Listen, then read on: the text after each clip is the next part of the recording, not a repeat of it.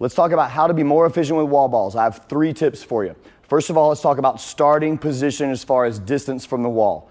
Super simple. What I like to do is just hold my hand out.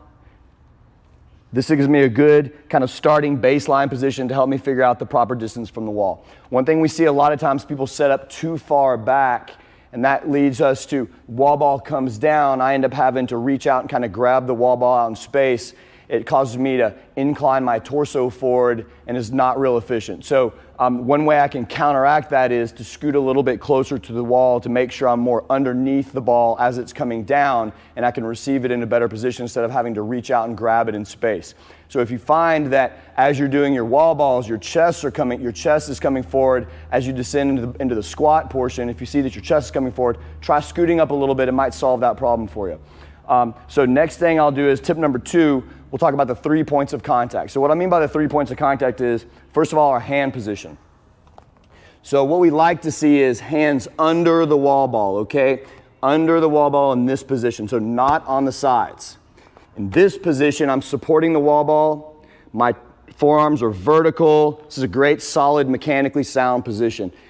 If my hands are on the sides of the wall ball, my shoulders are probably going to be flying out here to the sides.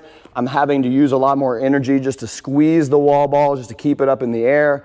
This is another thing, receiving the wall ball in this position, with this hand position, this is another thing that will tend to cause us to incline our torsos forward as we move into that squat portion of the wall ball. So, tip number 2, hands under the wall ball. These are your first 2 points of contact. Your third point of contact is actually going to be your chin.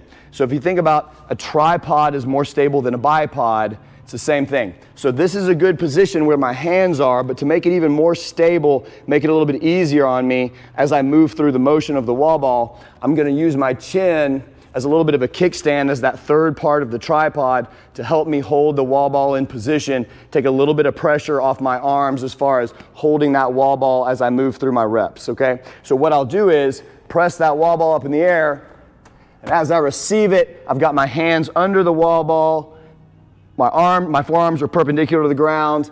I'll bring it down and I'll use my chin to support the ball as I move down through my reps and come up into my next rep. Okay, so far we want to make sure our distance is proper from the wall. We want to talk about we want to make sure we've got our 3 points of contact down.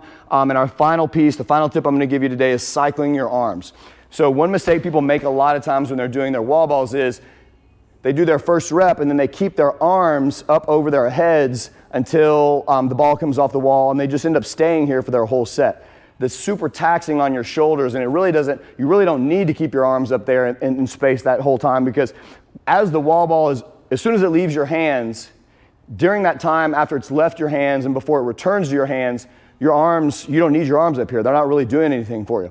So just to save a little bit of energy, one thing we can do is what we call cycling your arms. So as I'm moving through my reps, I'll press, and then as the wall ball's in the air, as soon as I get the wall ball out of my hands, I'll bring my arms back down, return them to the receive. I'll press, bring my arms back down, return them to the receiving position, and now I'm ready to go for my next rep. Okay? So the way it would look, if I put all 3 of these tips into practice, proper distance from the wall, 3 points of contact, cycling my arms, ideally this is what it's going to look like.